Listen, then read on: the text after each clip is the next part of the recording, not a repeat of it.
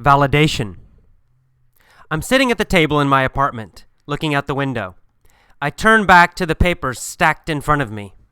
Interesting, I say. Very interesting. I glance over the test scores again, the pre-test numbers, the post-test numbers, and the amount each student improved. Good, good, I say, as I notice that all of the students improved over the course of the semester.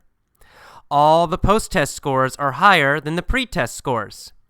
Most students improved by a couple of points, but my eyes are drawn to two sets of numbers, two names, Kyung and Jin.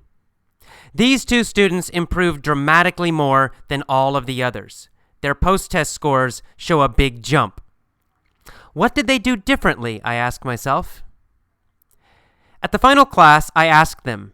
Since all of the students had the same in-class experience, I focus on what they did outside of class. Most students followed traditional study methods. They studied textbooks. They used vocabulary books. They went to traditional English classes. But Kyung and Jin followed a different approach. In fact, they actually followed the method I continually harangued the class about. They focused on repeated listening and reading for fun. Both students said they took my advice seriously and therefore listened to English podcasts and audio articles 1 to 2 hours every day. Kyung joined the linguist and faithfully uses their system.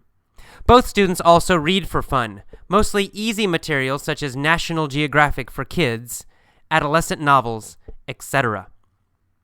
In TESOL, teaching English to speakers of other languages, jargon, these two exceptional students followed an input-based approach.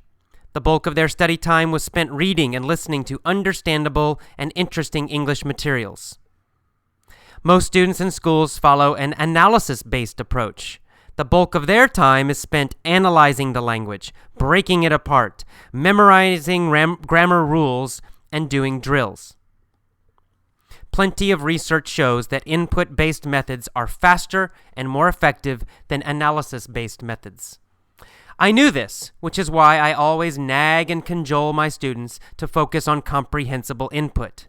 But it was still thrilling to see this knowledge illustrated quantitatively in such dramatic fashion by my own students. The truly interesting part is that the pre- and post-test I gave them, the Michigan test, measures listening, vocabulary, and grammar. I'm not surprised that Kyung and Jin improved their listening skill. But that section was only 20% of the test. The remaining 80% tested both vocabulary and grammar.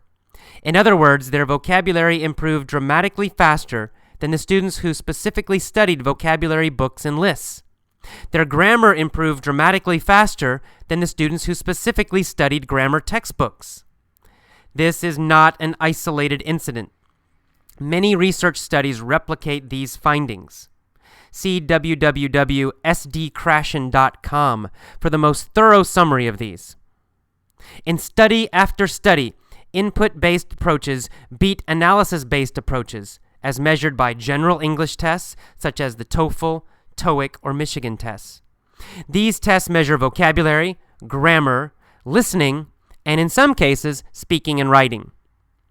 Though I'm aware of this research, I've never seen this phenomenon so starkly illustrated in person in a quantitative way, mostly because I've never had the opportunity to pre- and post-test my students. These results are a small but powerful validation of my own teaching approach and the methods I continually exhort my students to follow. I will now carry this plea to you. Do not analyze English. Do not use analysis-based methods. Do not rely on textbooks. Do not focus on grammar rules. Use an input-based method. Listen to understandable English. Listen repeatedly. Listen 1 hour every day, and listen every day. And read. Read a lot. But don't read textbooks. Read easy materials that are fun and interesting to you. Many students, for some reason, don't follow my advice. But those who do, such as Kyung and Jin, improve much more quickly than those who don't. Follow this method, and you too will improve faster, just like Kyung and Jin.